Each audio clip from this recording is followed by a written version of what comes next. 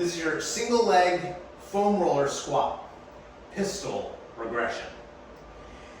When we are learning calisthenics, the biggest challenge is regression for the most part.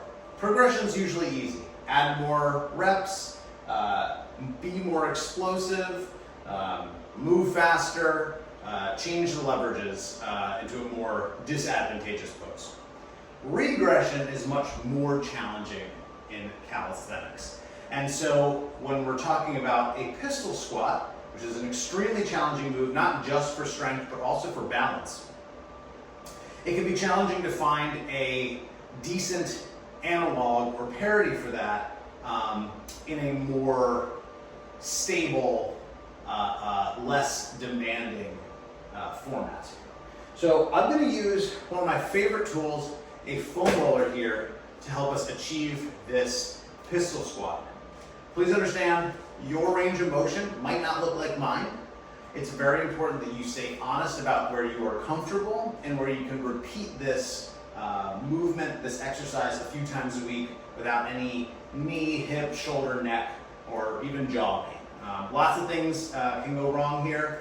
Pain can refer, and we just want to be really gentle as we approach these calisthenics exercises so that we can continue getting stronger week after week and not accrue injuries.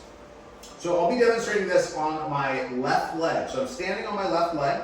I'm going to put my foam roller somewhere out in front of me. To make it easier, I'm going to start with my foam roller right at my toes, and I'm going to put my big toe on the foam roller. I'm going to roll the foam roller forward and try and basically get the foam roller to go as far forward as I can. I'm reaching my hands forward, and then I'm going to come back up to a nice tall position. You want to challenge yourself more? I love that. Scoot the foam roller forward. Instead of starting on your toe, start on the midfoot. Push that foam roller a bit further forward and see how low you can go. If you start to feel like you want to go even lower than that, it might serve you to hold something heavy in your hand like a dumbbell. That might seem like it's making things harder, but actually it's going to make the balance a little easier because you need to move backwards in order to counterbalance this leg. So having that weight out in front of you means you just don't have to shift as far back. So I'm going to reach as far down as I can go. Whoa, there's the bottom of my pistol squat. Coming out of here is going to be the hard part. And I'm going to pull back until I'm almost standing on it here. On the other leg, same thing here. I'll start with the ball of my foot. And I probably have 1 foot length between the tip of my right toe and this foam roller in front of it.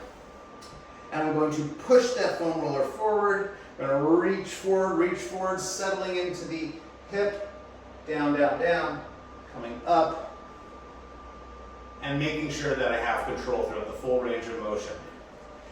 If this is all too hard for you, that's fine. It might be better to start with a shrimp squat, where you're going to start in a more familiar lunge position, try and touch your knee down to the ground and come up as a potential preferred regression for this.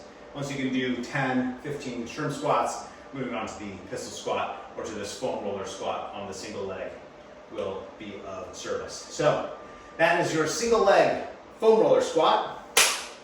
Enjoy.